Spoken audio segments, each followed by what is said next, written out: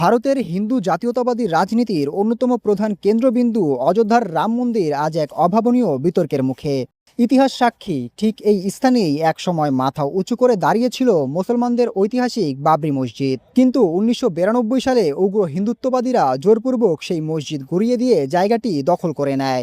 এরপর দীর্ঘ আইনি লড়াই ও বহু বছরের রক্তক্ষয়ী ইতিহাস পেরিয়ে সেই স্থানে নির্মাণ করা হয় রাম মন্দির। ২.৫ বছর আগে প্রধানমন্ত্রী নরেন্দ্র মোদীর হাত ধরে যে সুবিশাল মন্দিরের দ্বার উন্মোচিত হয়েছিল, আজ তাকে ঘিরেই সামনে এসেছে এক বিস্ফোরক মহা দুর্নীতির অভিযোগ। গত ১ মাস ধরে মন্দির পরিচালনা পর্ষদের বিরুদ্ধে একের পর এক অনিয়মের খবর সামনে আসছে। বিশ্বজুড়ে ছড়িয়ে থাকা ভক্তদের দান করা কোটি কোটি রুপি আর মহামূল্যবান সোনারূপার অলংকার আত্মসাতের অভিযোগ উঠেছে, যা জনমনে তীব্র ক্ষোভের জন্ম দিয়েছে। এই সুবিশাল মন্দির পরিচালনার সার্বিক দায়িত্বে রয়েছে শ্রীরাম জন্মভূমি তীর্থক্ষেত্র ট্রাস্ট। সম্প্রতি ট্রাস্টের হিসাব বিভাগের এক সাবেক কর্মকর্তার ফাঁস করা তথ্যে বেরিয়ে এসেছে চাঞ্চল্যকর তথ্য। মন্দিরের তহবিলে জমা পড়া বিপুল অর্থের কোনো স্বচ্ছ হিসেব নেই কর্তৃপক্ষের কাছে। বহু ধর্মপ্রাণ ভক্তের আক্ষেপ, পরম ভক্তিভরে দান করা তাদের বহু মূল্যবান স্বর্ণালঙ্কারের কোনো হদিশ মিলছে না। এটিকে নিছক কোনো আর্থিক কেলেঙ্কারি হিসেবে দেখার সুযোগ নেই, বরং এর মাধ্যমে সাধারণ মানুষের অগাধ বিশ্বাস ও ধর্মীয় অনুভূতিকে নির্মমভাবে লুট করা হয়েছে।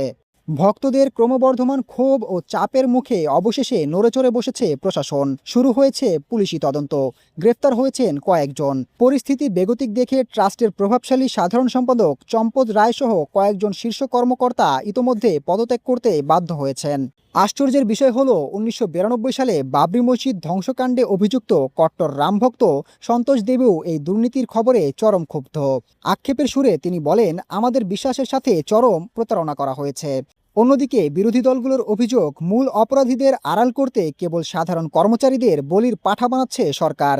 আগামী বছরের বিধানসভা নির্বাচনকে সামনে রেখে এই ঘটনা উত্তরপ্রদেশের মুখ্যমন্ত্রী যোগী আদিত্যনাথ ও ক্ষমতাসীন বিজেপির জন্য এক বড় রাজনৈতিক চ্যালেঞ্জ হয়ে দাঁড়িয়েছে। দীর্ঘদিন ধরে ধর্মীয় আবেগকে পুঁজি করে বিজেপি যে রাজনৈতিক ফায়দা লুটছে, মানুষের এই বিশ্বাসভঙ্গের কারণে আজ সেই কৌশল তাদের জন্য বুমেরাং হতে চলছে।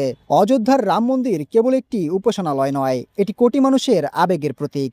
তদন্তে চূড়ান্ত ফলাফল যাই হোক না কেন, এই বিতর্ক আজ এক অমোঘ সত্যকে সামনে এনেছে। ধর্মীয় আবেগের ওপর ভর করে নির্মিত রাজনৈতিক দুর্গ তখনই সবচেয়ে বড় সংকটের মুখে পড়ে, যখন খোদ সেই প্রতিষ্ঠানের সততা ও স্বচ্ছতা নিয়ে জনমনে তীব্র সন্দেহের দানা বাঁধে। Desk report, global math.